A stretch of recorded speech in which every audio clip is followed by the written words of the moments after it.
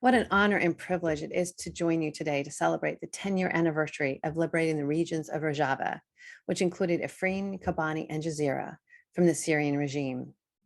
Who would have known what you were building would become so important, and that you would overcome some of the most difficult challenges anyone could have imagined?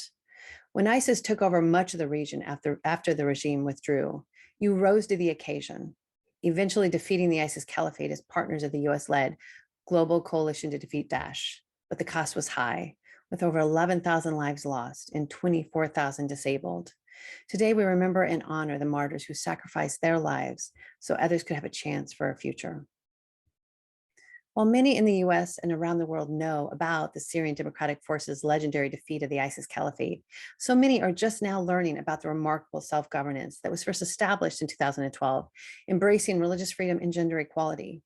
Even officials in the US government seem to be oblivious to the fact that as you were liberating areas from ISIS, you were empowering the local citizens to set up this self-governance, making sure to include all ethnicities and religions, such as Kurdish and Arab Muslims, Yazidis, Syriac Assyrian and Armenian Christians, Chechens, Alawites, and others. This multi-ethnic, multi-religious government has now become the autonomous administration of North and East Syria with the best religious freedom conditions in the region. I first heard about the excellent conditions in 2018 after I was appointed to the US Commission on International Religious Freedom, or USCIRF. I just finished my second term in May, serving my final year as chair. USCIRF has documented the stark differences in religious freedom conditions in the other areas in Syria. While the regime styles itself as a protector of religious minorities, it forces Yazidis to be classified under Islam and assumed the powers of the Grand Mufti of the country's Sunni Muslims. In Idlib, Hayat Tel al-Sham, or HTS, continues to brutalize minority communities, seizing their properties and churches. In the areas occupied by Turkey, we see acts of religious and ethnic cleansing, with Yazidis and Kurdish women especially targeted for kidnapping, sex trafficking, and lethal torture. And of course, the chaos created by Turkey's regular shelling and targeted of civilians with drones is creating an environment allowing ISIS to regain strength.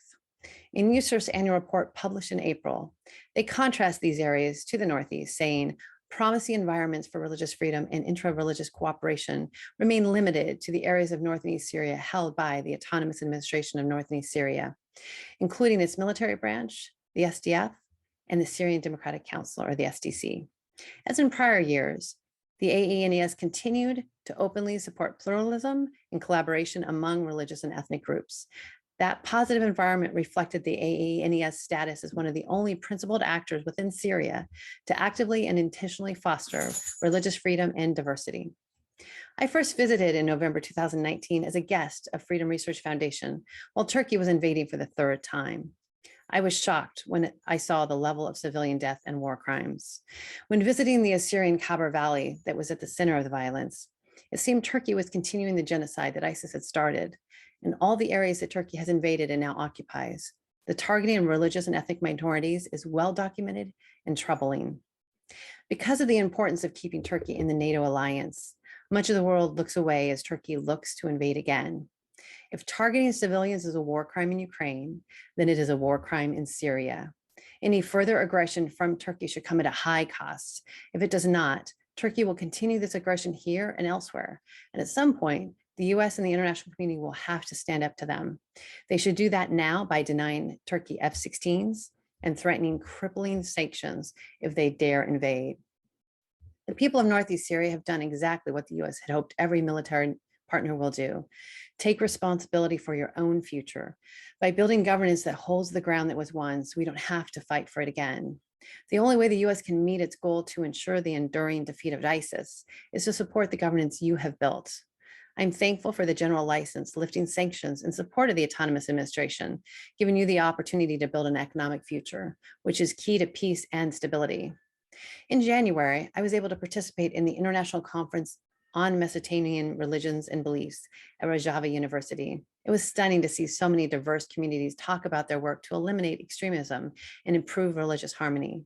As a follow-up in May, I was able to attend the first IRF, or International Religious Freedom Roundtable, coordinated by the Civil Diplomacy Center and Freedom Research Foundation, and expertly moderated by Sheikh Abdul Rahman Badradian. It was encouraging to share about both just a few weeks ago at the Earth Summit in Washington, D.C., with attendance of over 1,000 people.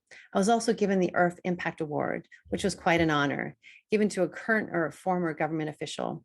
That was clearly given because of my work here, which shows the growing support in Washington and globally for the remarkable society you are building. No doubt there are still many challenges, especially the need for more humanitarian and economic support, but hopefully that will increase with the growing support. In June, I joined the IRF, or the International Religious Freedom Secretariat, as president. The IRF Secretariat runs the IRF Roundtable in Washington, D.C., and has over 20 roundtables globally. We also are building leadership and infrastructure to better support religious freedom movement around the world. Of course, regardless of my positions, I will continue to support the people of Northeast Syria and continue to tell the story of all you have accomplished. I am pleased to be able to join you today in celebrating this important anniversary.